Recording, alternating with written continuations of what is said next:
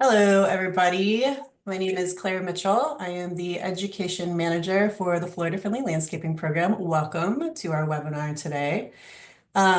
Before we get started, we are going to talk about our favorite colorful plants in our landscape, the one that you already have or one that you covet. So I'll start personally. My favorite colorful plant that I have in my landscape right now is Roselle hibiscus. I just love the deep magenta color.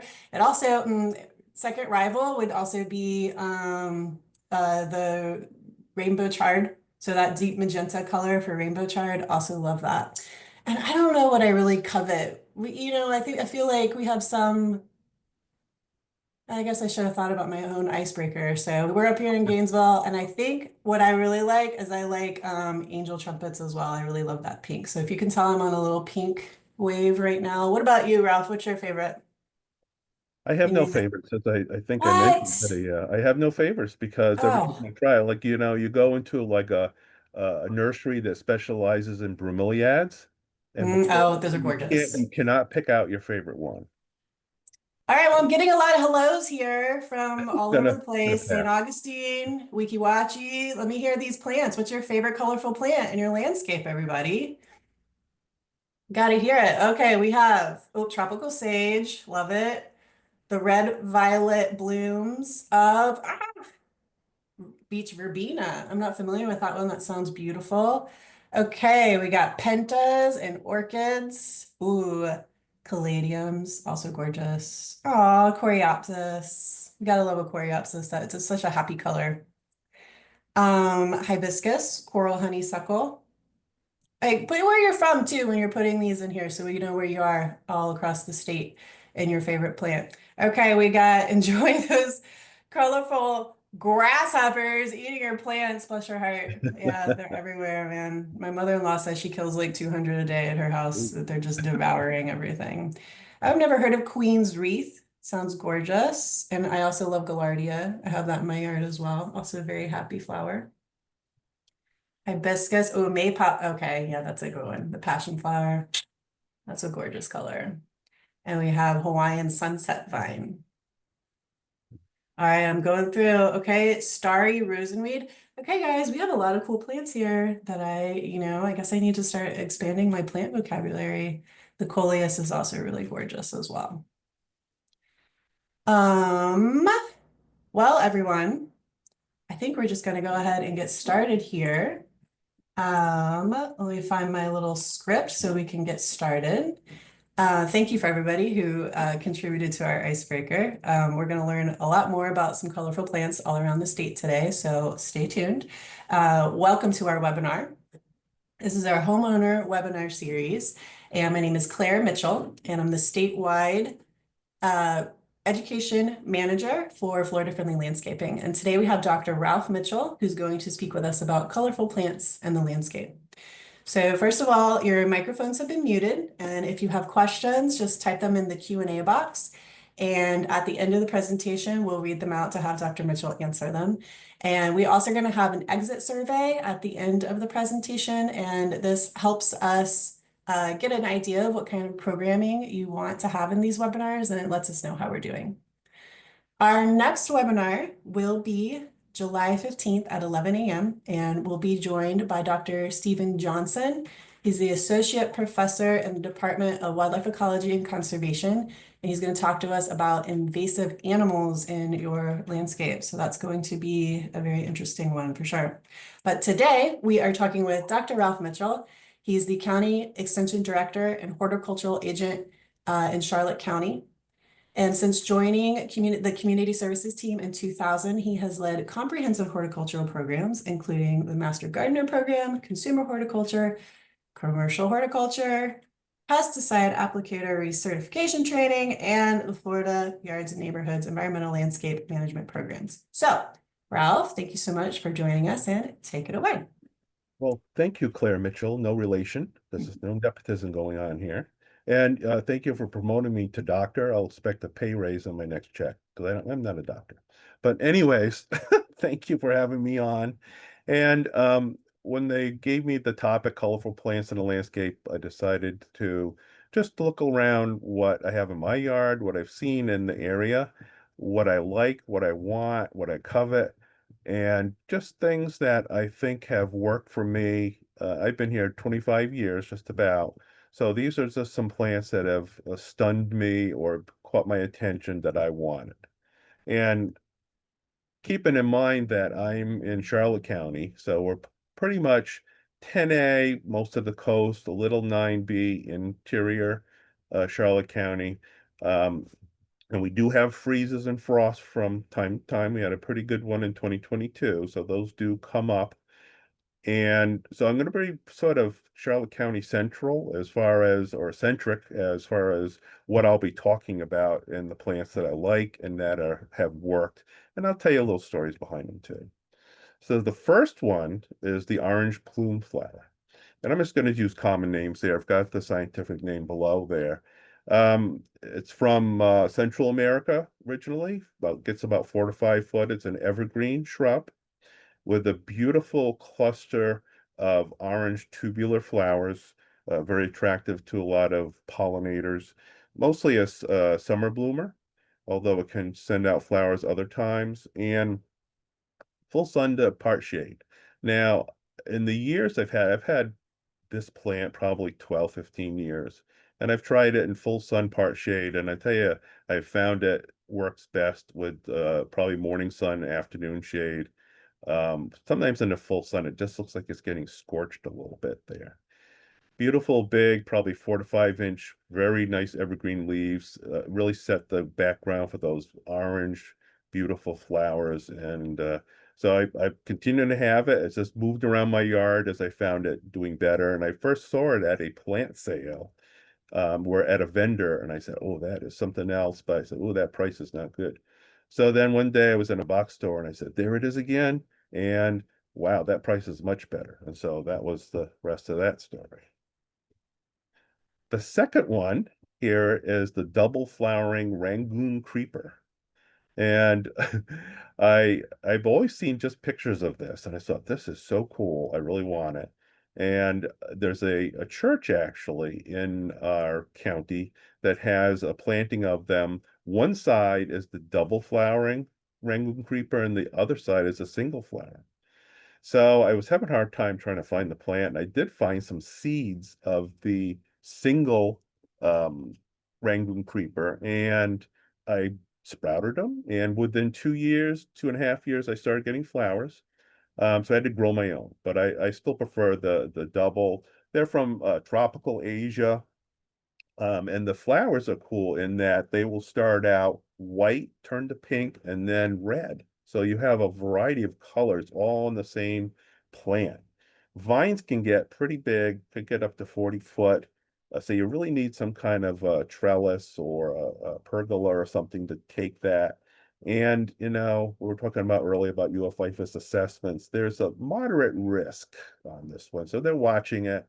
I think it's still listed as a flower-friendly landscaping plant, but you want to prevent escape. And again, I would say that if I were to have my druthers, I would go with the double because it's just so much more spectacular than the single. All right, the next one is the Mexican sunflower. So this is an annual, of course, from Mexico, probably 4 to 6 foot. And it's similar but different to, of course, your classic sunflower. You're going to find cultivars in red, orange, and then a yellowish color. And sometimes you can get a mix of those seeds. Full sun, grows pretty rapidly and will self-seed too if you let it, because does produce a lot of seeds. I always thought when I saw a butterfly land on it, this is a sippy cup for a butterfly. They just love that they got a place to land, they can drink the nectar there. Beautiful big flowers. You can use them as cut flowers a bit too. But as an annual, it can get a little floppy, so you may have to stake it at some time because of the size and the sort of top heaviness of all the flowers, but a beautiful flower and really worth growing as an annual. The next one is the lime sizzler firebush. And I like this one because it takes the old standard firebush and sort of puts a new twist on it. Not only are you getting the flowers, but you're getting these beautiful chartreuse and lime green and a little yellow and some pink in there leaves. And I always found that anytime you had a plain plant and you could get a variegated form of it, that just added to the ability of it being ornamental in the landscape. So again, the flowers, then the foliage takes over if it's not in flower. And 3 to 6 foot on this. Full sun is going to be best.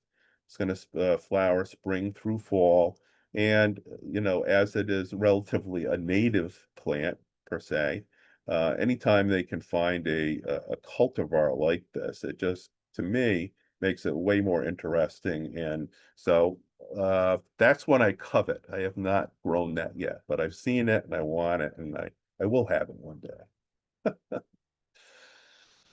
The next one is the desert rose. And I think that when I first came here, Master Gardener Volunteers got me one as sort of a nice welcoming gift. And I wasn't sure what to do with it. First time I had seen that. And I actually planted it out in my landscape. Well, unbeknownst to me, they were going to have a freeze. And so it frosted it. It didn't kill it, but it took off a couple inches. And it turned it into sort of this dome shape.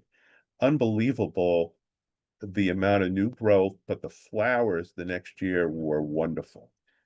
Beautiful, beautiful, almost a dome of flowers. So, this is a succulent, but it's almost I would say a rite of passage, at least for people in Charlotte County, to get at least one of these. So it's a very popular plant from Africa originally. The first ones that I got after that one, there was a hibiscus festival, and I bought my daughter a couple of seedlings. I think they were like $2 each.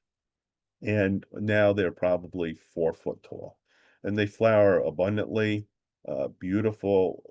Keep them in pots, although they could be in the landscape, I suppose, but keep them in pots. Full sun, and I would say that, of course, the worst problem is the oleander caterpillar that will sneak in and begin to defoliate that. And you can hand pick those off pretty easily. Some aphids too have been a problem. And I also try to snip off the sort of horn-like seed pods, because I found too that if you let those ripen and dry and they pop open, I had that happen one time, and I had all these baby desert roses growing all around the base of it. So beautiful, and it comes in many different colors too. It does not come true from seed, so you have to get cuttings, and just a beautiful plant that I think every Floridian should have. All right, another one, the golden shower tree. And this is a type of cassia, and it's blooming in our area right now. Um, there's a spot in Punta Gorda, and Punta Gorda is warmer than Port Charlotte, where I'm here right now, as far as being better for more tropical type plants. So there is a planting of 3 or 4 of these trees, and they're a good 30 foot, but the beautiful 18-inch long pendulous flowers that come from that is just heavenly. And you can see them looking up through the blue sky there.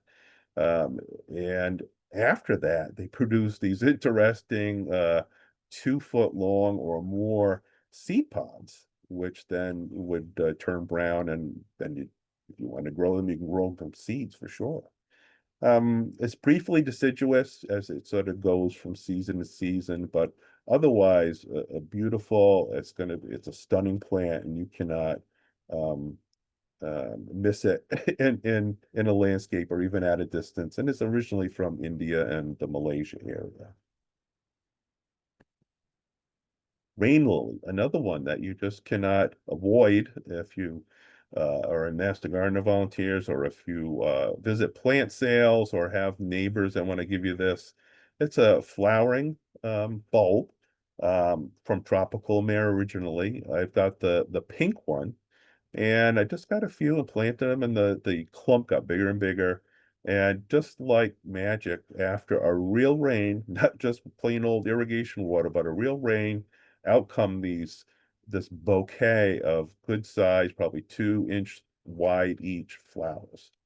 And just this past year, I dug up that clump and separated them and set them in the garden in some other pots, and they flowered again. So they cannot be stopped. Let's just say that. They also come in yellow and white, but I particularly like this particular pink one. And again, that rain really triggers them to bloom. And so the name rain lily really fits it well. All right, the next one is a flowering maple. And I saw this at a local garden center and it reminded me as a kid, I had one I purchased in the mail. It was a yellow one. I always liked it because it's a nice little container plant. The leaves very much look like a maple. You could almost say like a Japanese maple. They get to about 4 foot tall. And then they have these beautiful lantern-like hanging flowers. And it's in the hibiscus family, so you can imagine that. But mine was yellow, but this one is, you see here is sort of a yellow with red veins, almost like on bloody eyes or blurred eyes there. But many, many different colors. I think it's best kept as a container plant. It's a little bit brittle as far as it can break easily. But on a patio or a deck, it's a very nice plant to have.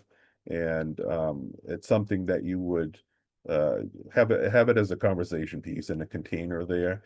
There is one other interesting cultivar I don't have a picture of, but you can find one that has a virus, and the virus causes yellow flecking and variegation in the leaf. And the plant, the flowering maple lives with it and it's actually sold as a cultivar with the virus in it. And so that's another little interesting thing you might want to collect on that. Again, beautiful. It's something I would recommend as a container plant.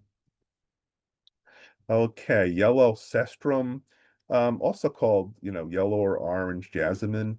A beautiful plant. You don't see it too often in the landscapes around here. I think it should be more often available. It's from South America originally. Has clusters of these orange to yellowish flowers. And in the evening, you have the fragrance, and that's where that jessamine or jasmine-like smell comes from. About 4 foot tall, otherwise evergreen, and hardy too. It's certainly hardy in our area and probably a little bit further north. Again, I've only seen them a couple times. I've seen them once only in landscapes, but only a couple times locally available at some of the larger nurseries. But yellow cestrum, definitely a recommended plant. All right, yellow firecracker plant. Well, we've all had the red firecracker plant, and so I discovered, oh, there's a yellow one. Oh, there's an apricot colored one too. And I said, oh, I really want to get that just to sort of put it side by side to have sort of an interesting combination. So I had a hard time finding a yellow one, although occasionally you do see them at the garden centers. So I actually found them online, found two little starter plants and grew my own until they were big enough to put out. And that's the flowers right there. So it's beautiful.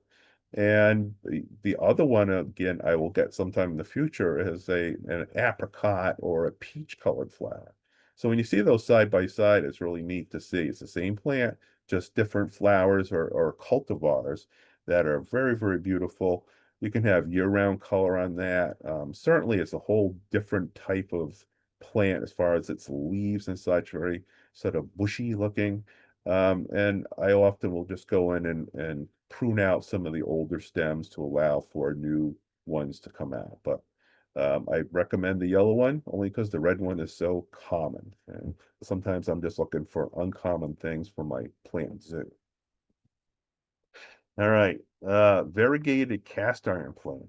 And I've always liked the cast iron plant, even up north, seeing it as a house plant, because it was one being called cast iron, you couldn't kill it. I believe in Victorian times that they had it in their conservatories, or they even had them in bars, and just all the smoke and the pollution, everything, just couldn't kill these things. So they call them cast iron plants. And when I found they were out here as a shade loving plant, they are one of the best shade plants you can get. It's just wonderful because they have long tropical leaves and they're originally from Asia, but they're a perennial plant. And this one I got, my daughter had bought this and she had given up because it had mealybugs. So I treated it and got it back to health and divided it. And for long had 4 or 5 plants, and then I put them into a larger half whiskey barrel type planter. and put it into a shaded area. And it's just great because not only does it have the tolerance of the shade, but also that white striping and that variegata cultivar is amazing. And there's many, many more. There's spotted ones and other types of stripes and colors and widths of leaves. So cast iron plant is something to look for as a collectible, I guess you could say. But for a shaded area to brighten those up, and for something, a plant that's going to be guaranteed to do well in the shaded area, the cast iron plant is my #1 pick. Okay. Speaking of different colors, again, you pick up a lot of things at Master Gardener plant sales, and so I did pick up a red one because they didn't have one, and I said, "Boy, these are really cool. I really like them. They do well, even if they get frosted, they come back, and um, they should be part of everybody's Florida garden." So I got the red one, and then I said, I think there's different colors. There's white and pink. And actually, I was looking at a box store that had an aisle of different types of plants, like one of a kinds. And I noticed a pink sleeping hibiscus in there. And I said, I'm going to get that one day. So I kept watching it. It wasn't getting purchased. It looked a little ratty, but I did eventually buy it, plant it, and propagate it. And you can see that's the sort of the back biddle one there. And then I said, oh, there are white ones too. Good. All right. Well, I found it online, couldn't find a local one, found them online and purchased that small plant and added it to the collection of my colorful sleeping hibiscus. And I think the color combination looks really nice. And of course, it's more of like a fall winter flower. It will flower throughout the year a little bit, but I usually will trim them down pretty severely because they get just so big. Um, Easily propagated, but again, beautiful. Originally from Mexico, full sun to part shade. This is sort of a part shade area. Uh, you should get these two. All right, Queen's Wreath. We're talking a little bit about Queen's Wreath too. And this is a flowering vine. We have this in our demonstration garden. We've had it for some time too, and it's from southern Mexico down through Central and South America. The vine can get up to 40-foot long.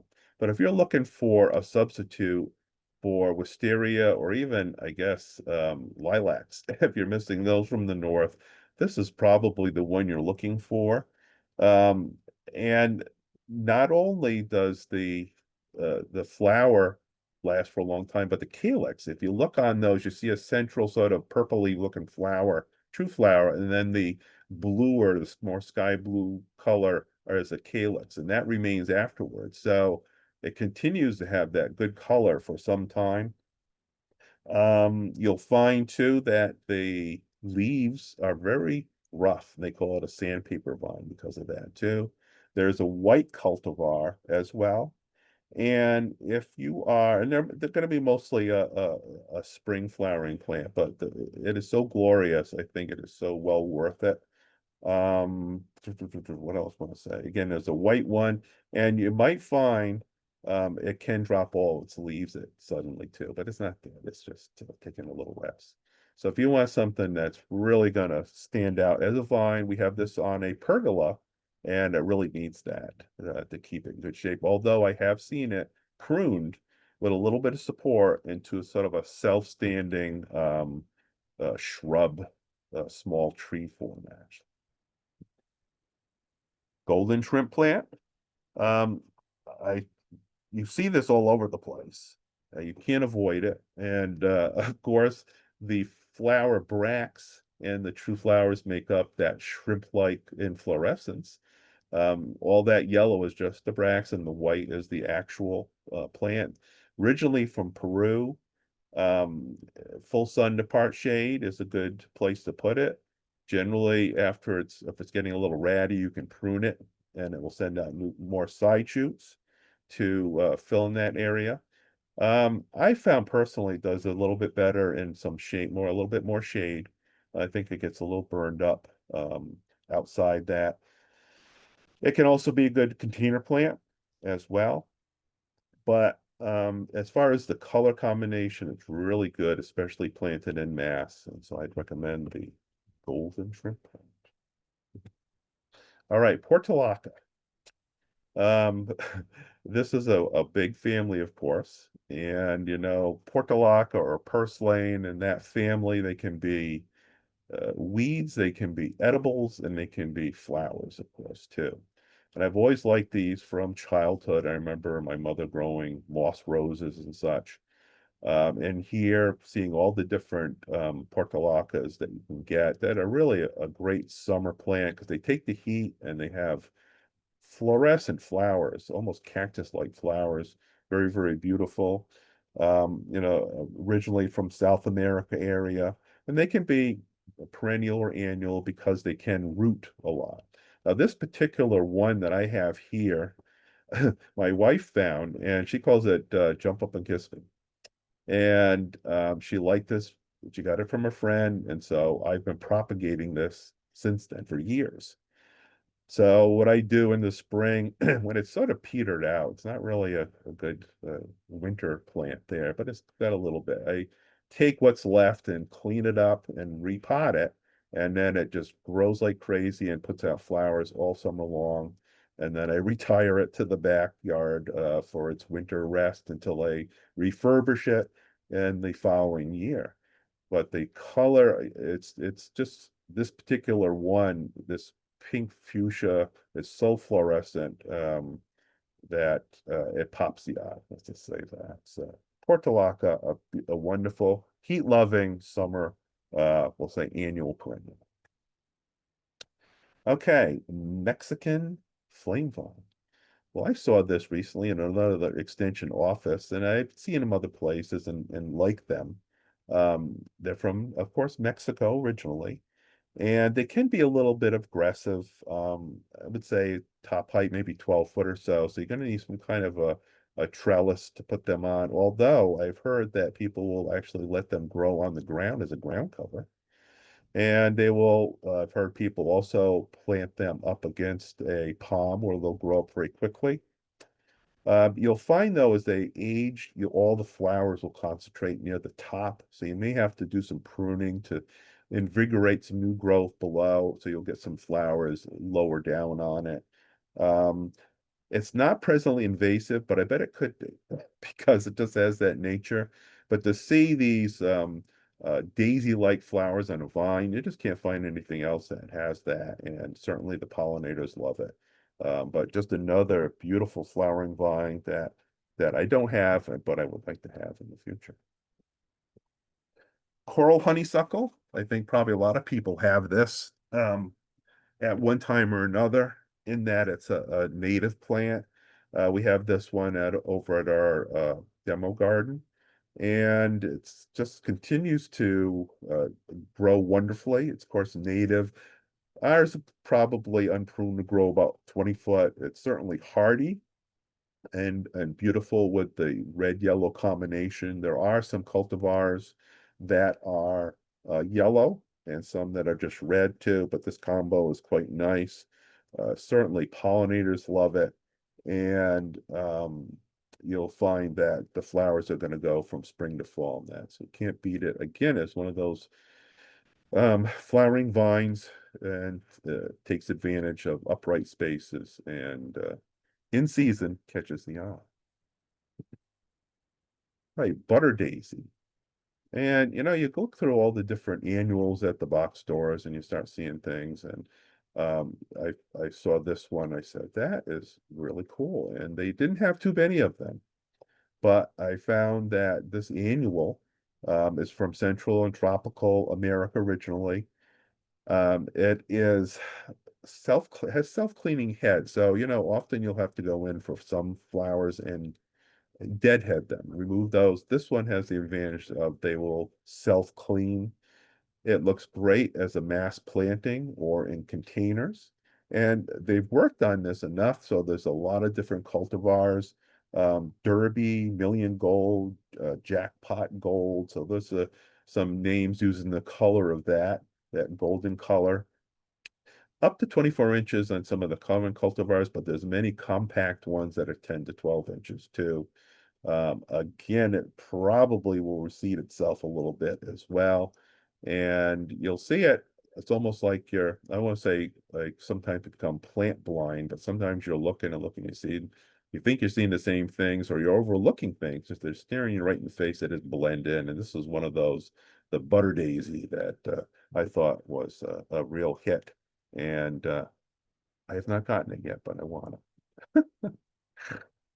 All right, another local plant, and this is growing around and about here, and it's the name's not really accurate to what it is. The tropical rose hydrangea, which is really the Dumbia, and this one is the Seminole cultivar, or the species here.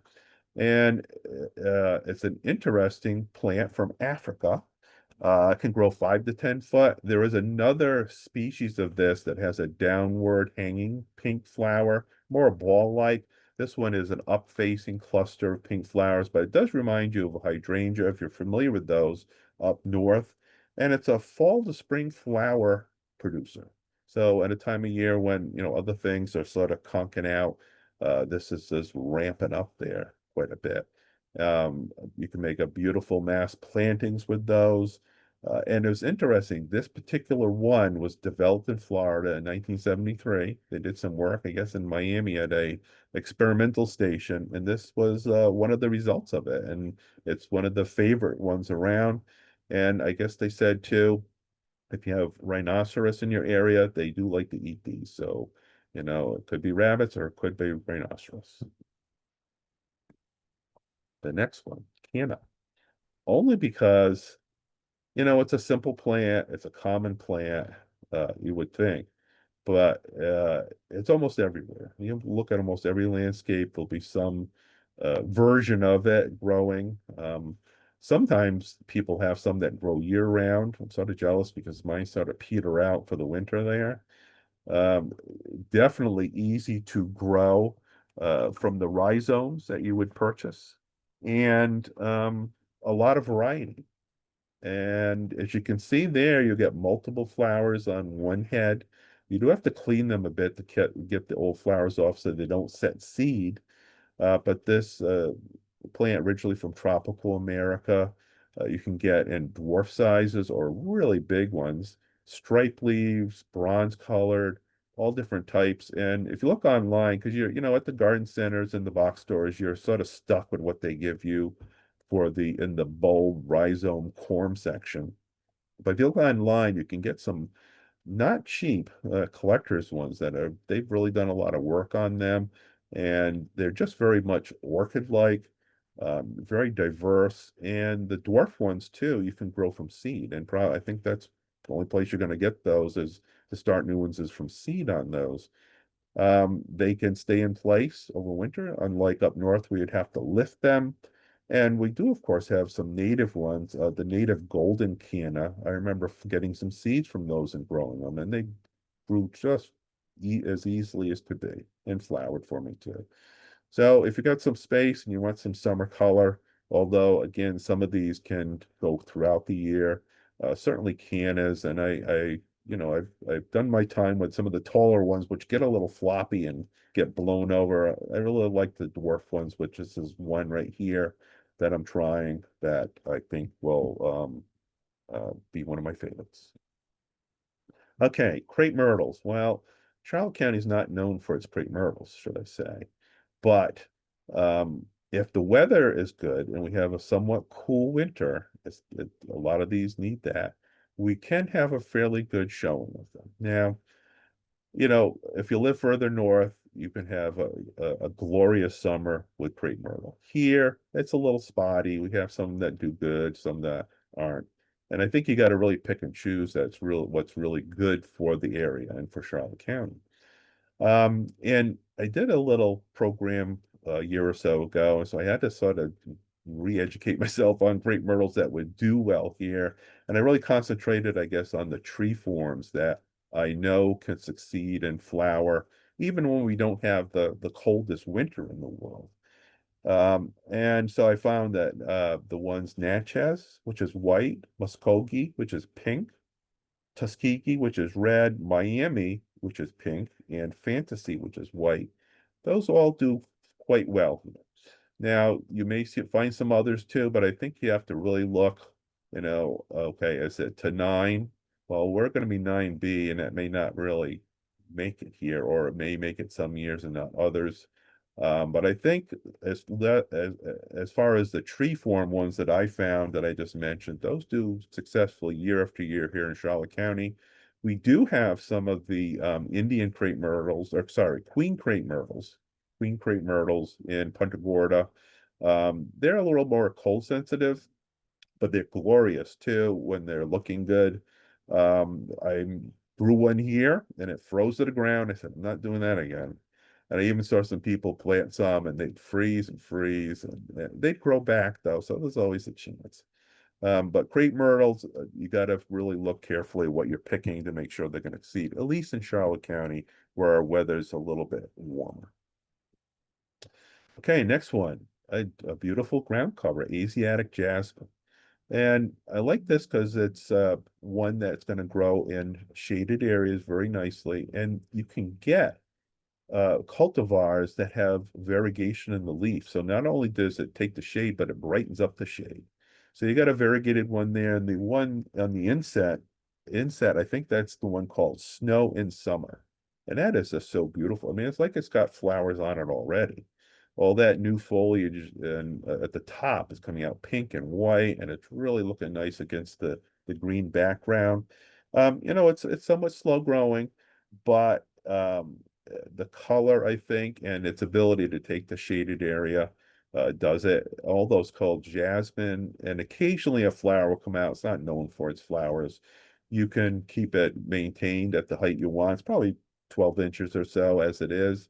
But you can see as that once it grows in nice and tight, it's a beautiful substitute for other things that like grass that's just not going to grow there. So I think Asiatic jasmine is one of my favorite ground covers.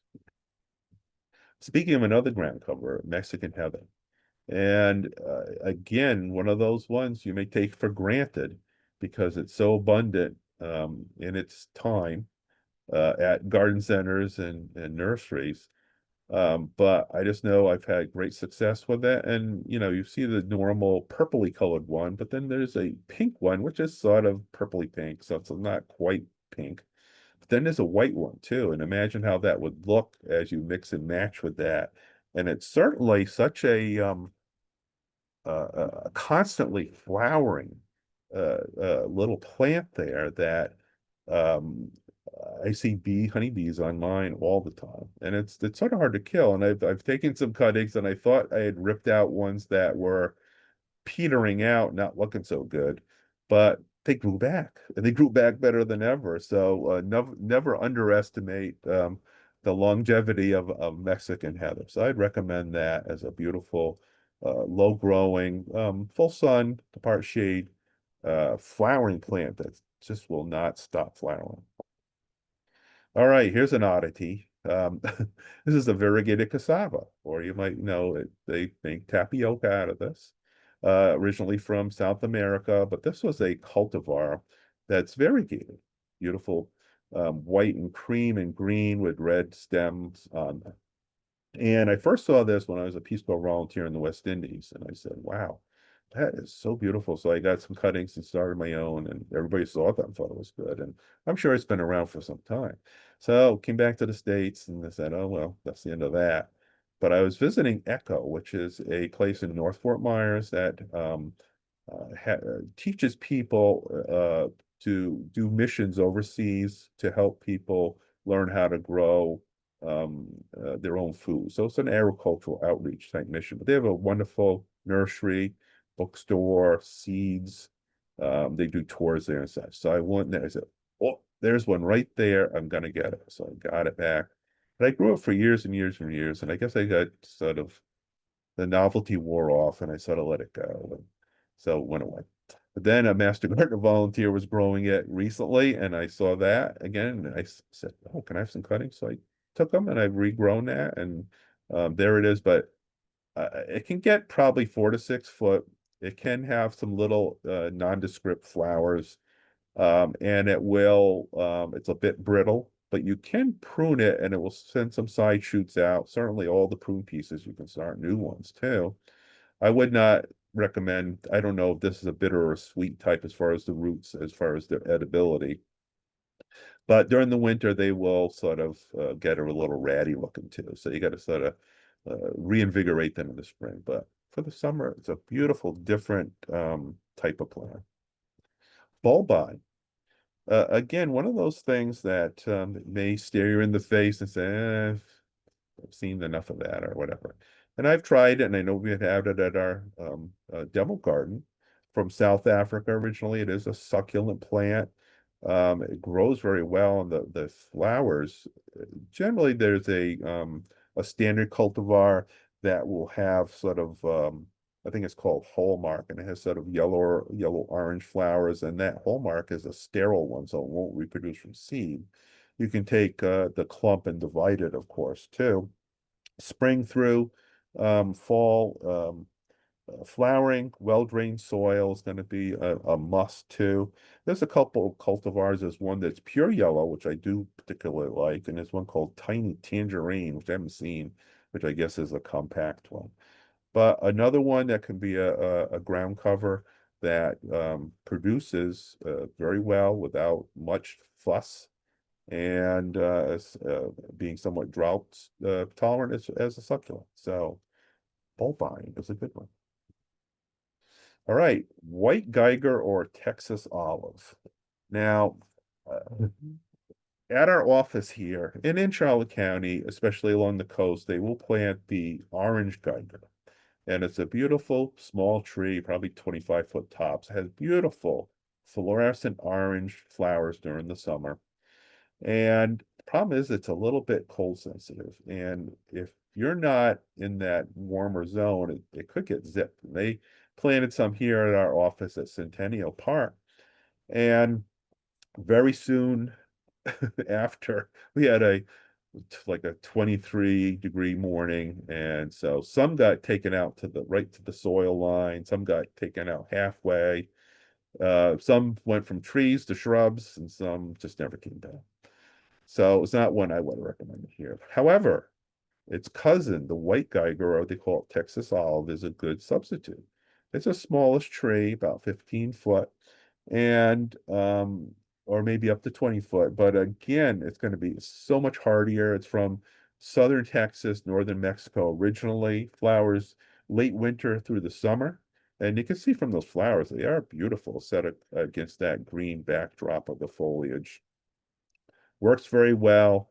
And again, you know, if orange Geigers give you tears, then white Geigers will give you smiles in some of those colder areas. Plumbago, again, seems like a simple plant, but when I first came here and saw some glorious plantings of them, I said, oh, that I got to have some of that stuff. It was so beautiful, and it was so easy to grow.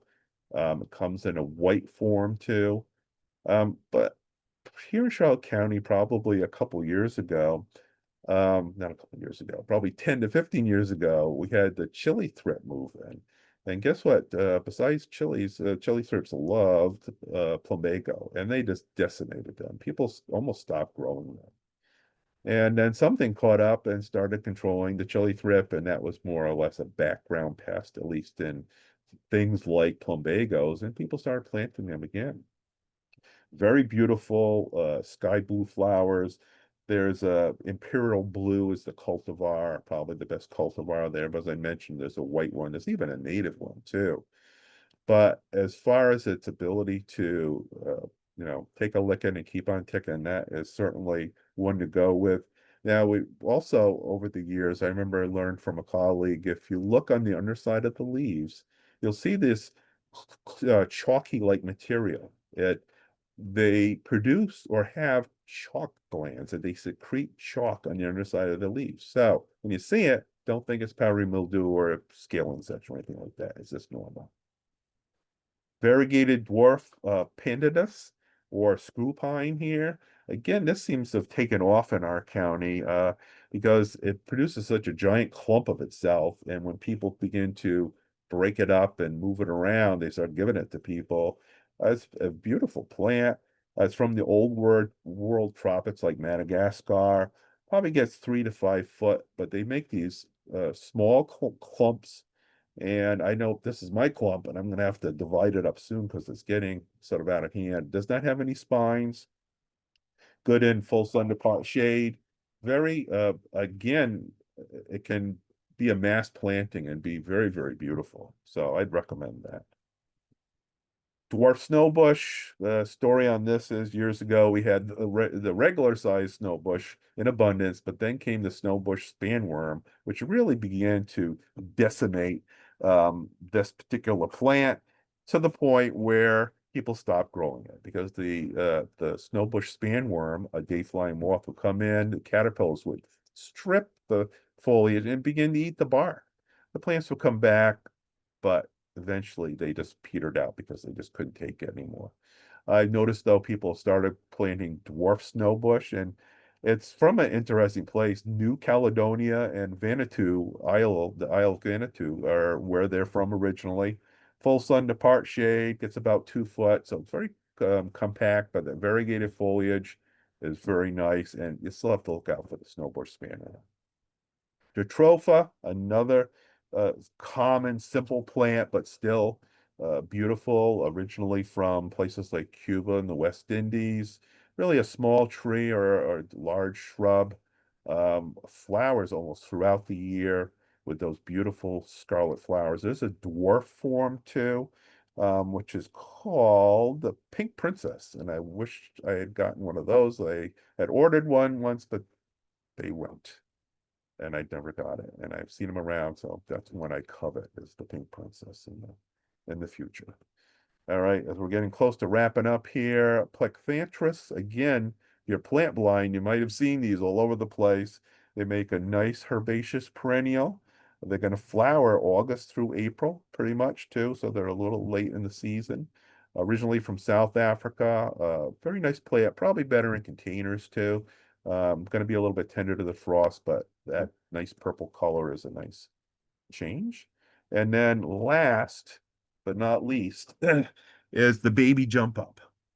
And I saw that I bought this years ago and I grew it, and I just kept putting in bigger pots, and it was so beautiful as far as a small mounding plant. I guess it could be a nice ground cover too, and it produces all summer long. There are some, let's see here, my notes say there are some cultivars. There's Magic Carpet, Gold Dust, and Gold Flake. So they've worked on this quite a bit. It is a native plant too in some areas, but they have hybridized it and brought it into cultivation, of course, as well. Hanging basket, I did have in a hanging basket, worked quite well. And little 5/8 of an inch yellow flowers, sort of bell shape, very beautiful, cheery. Careful that you don't let the container dry out because they will dry out. And so that was the name of that game for that one. Again, a very nice one.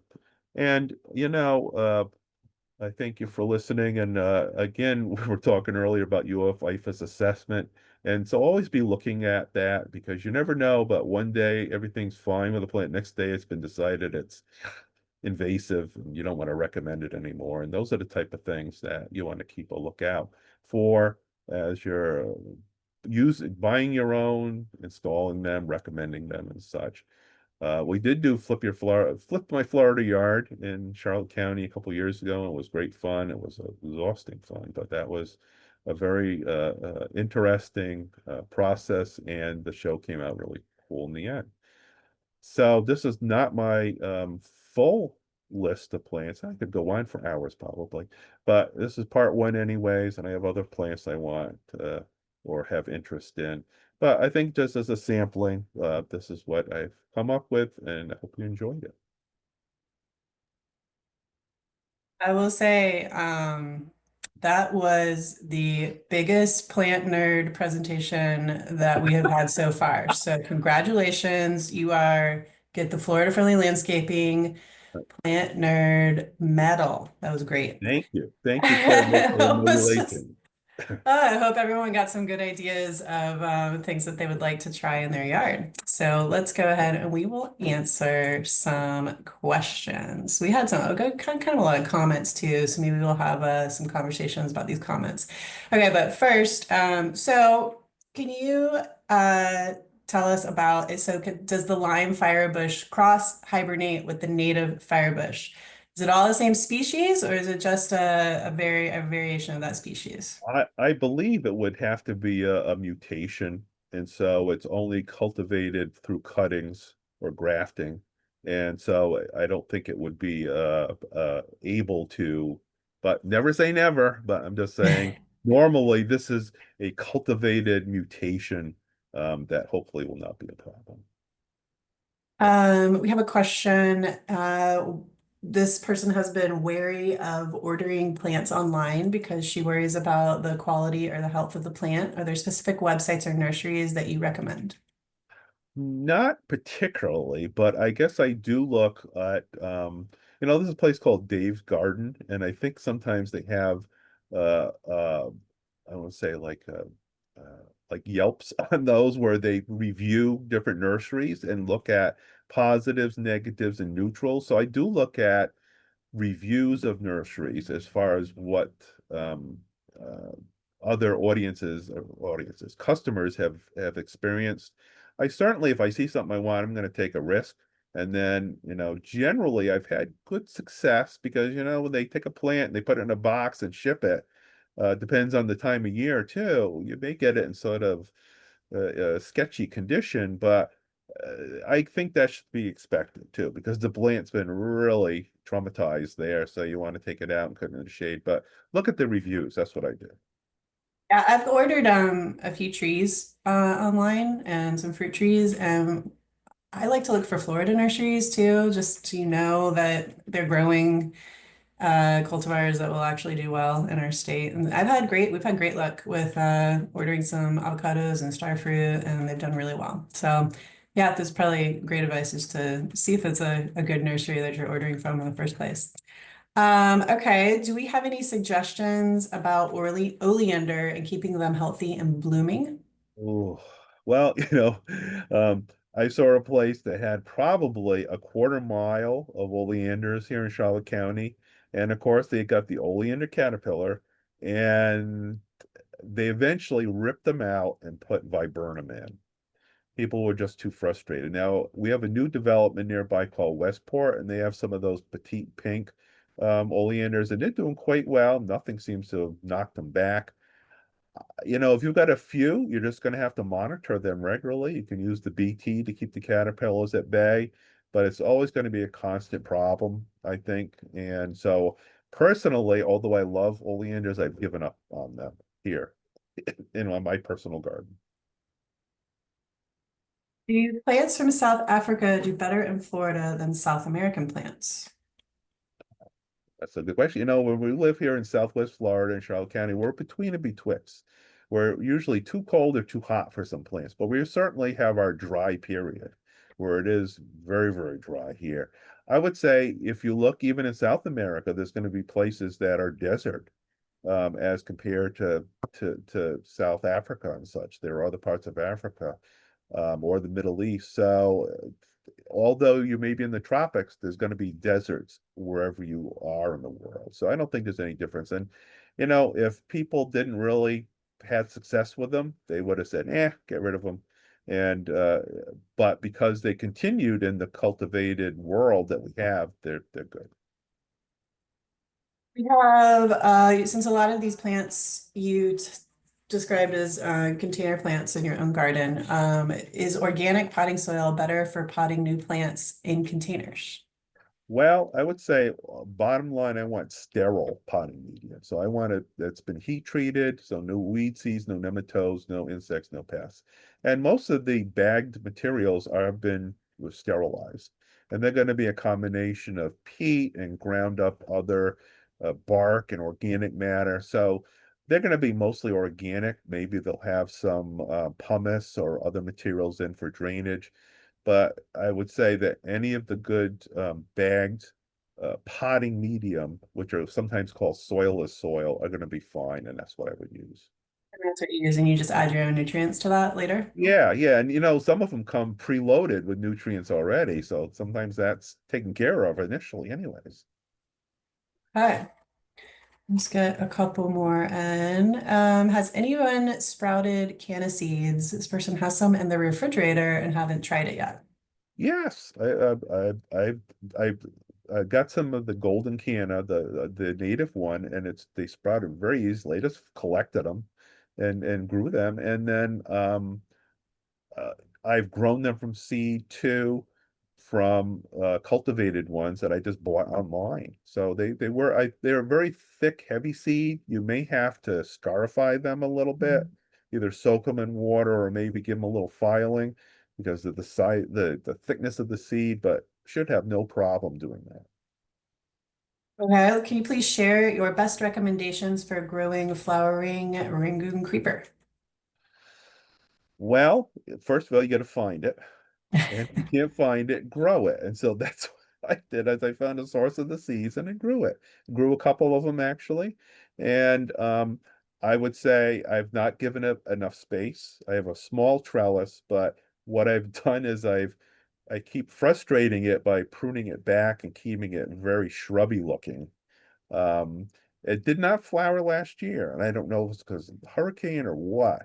But this year it's got some flowers on it. But I would say give yourself enough room. And if you've got a nice trellis or pergola, it's the way to go because a lot of these things are going to get a lot bigger and a lot heavier than you think, and it's very hard to maintain those. Okay, do you have any advice for moving a very large plumbago currently in the sun dappled shade to another location? Probably not do it now. I would probably wait till more of the dormant season to do that. And certainly prune it back after you've got it settled or while you're moving it around. Get as big a root ball as possible. And it should, because they're very resilient. I would say you would have no problem, but I would do it probably around March, not now. Okay. I think that's all we're going to do today, everybody. Okay. We really appreciate everybody coming to this webinar. Thank you for all your questions. Thank you for sharing in our plant nerddom over here. This was really fun. And I hope everybody got some great ideas for plants to try out in their garden. So we had a few questions in the chat box as well about, or the question and answer box of, what are some plants that will do well in the coastal region, or what are some plants that, will do well in my zone. So we actually have a plant app with Florida Friendly Landscaping. You can find it on our website or just search for FFL Plant App. And you can use it on your computer or you can download it onto your phone. And you can actually look for the specific type of plant in for your zone, for your if it's wet conditions, dry conditions, if it's a vine, if it's an annual, a perennial. And then you can kind of filter down to plants that work well in our state and that aren't invasive. And if you plant it in the right place, will thrive with minimal irrigation and minimal pesticides and fertilizer. And that's why we're here. We're here, honestly, we're here to protect our water. We're here to decrease the amount of fertilizer that we have to use in our landscape beds, and we're here to decrease the amount of water that we need to use in our landscape beds. So if you have any questions about that, um, what kind of plants will do well is actually in the chat box right now, the link to that. And you can click on that and you can search for any of these plants that Ralph mentioned today, and you can see if they'll do well in your area. Because I did see a lot of cool ones, but I bet for us in Gainesville, we're going to have to keep them in pots. So thank you All right. so much, Ralph, for joining us today. It Thank was you. really Great. informative. And so we will see you at our next webinar. And thank you so much for joining us today.